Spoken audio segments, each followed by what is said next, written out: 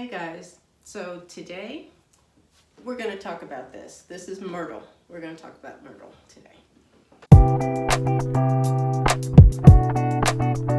Hey there, so if you've never been here before, I know I've gotten quite a few new followers, and thank you for that. I'm Denise, and my channel is Sewlimitless, as well as my blog is sewlimitless.com. And I'm over on Instagram also as Sewlimitless.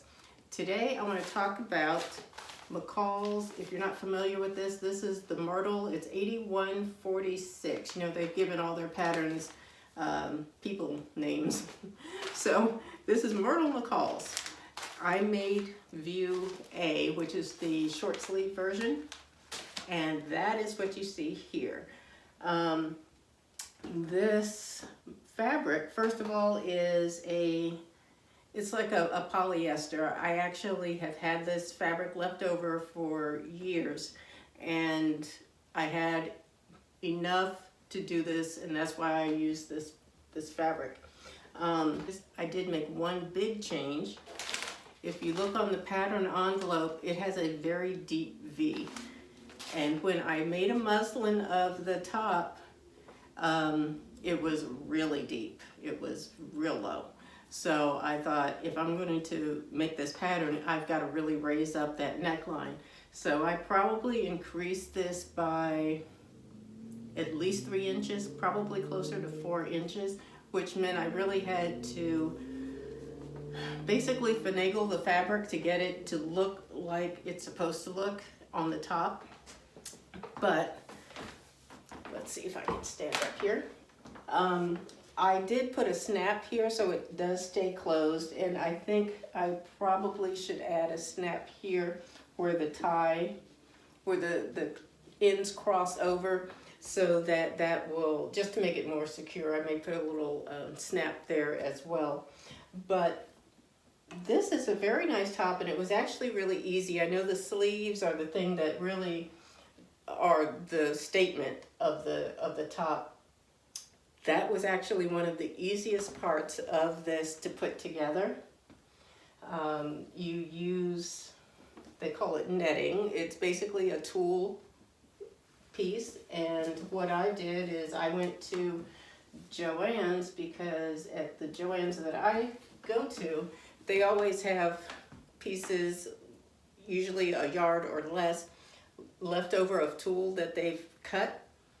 That's what I used for this, because you don't need a whole lot. You need less than a yard, and it's really easy. That's actually one of the easiest things to put together.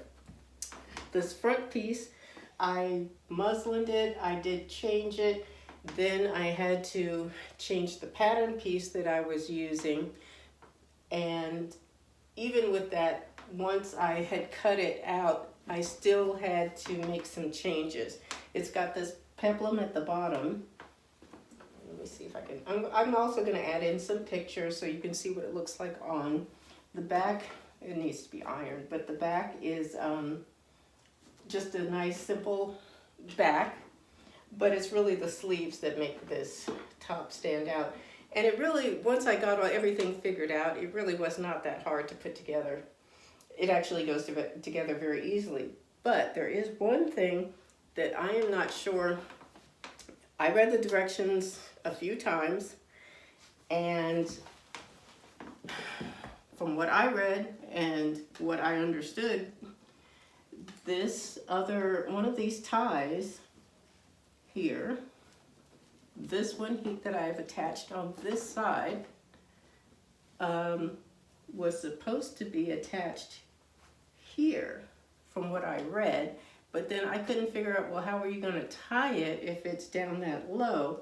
So I actually removed it from where I believe they said it was supposed to be going, put it in the side seam, and attached it there so that it would come over and tie the way it shows here in the picture. Like I said, I don't know if that was just something that needed to be changed because I had changed this deep V so much, or if it was something that just wasn't quite right. whatever the case, I did change it and just put it right above the peplum inside this side seam here, and it works great. So I might make this again in a solid color just to see how, and a different fabric, because this is, with this polyester, it's a silky feeling, slippery type fabric. So I might make it in something that's maybe like a lightweight cotton, see how that would work out. But yeah, nice pattern. The thing is, you can always change things to make it fit for you. I mean, that's the whole point. That's why I sew. And that's why I love making my own things, because I can get what I want and I can get the kind of fit that I want. So that's what I did for this one. This is Myrtle. Yeah. I hope you enjoyed my little video review of McCall's 8146. That's it for this video.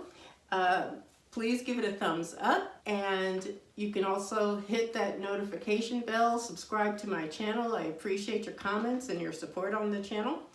And leave me any questions or comments that you may have down below. And I will see you all in the next video.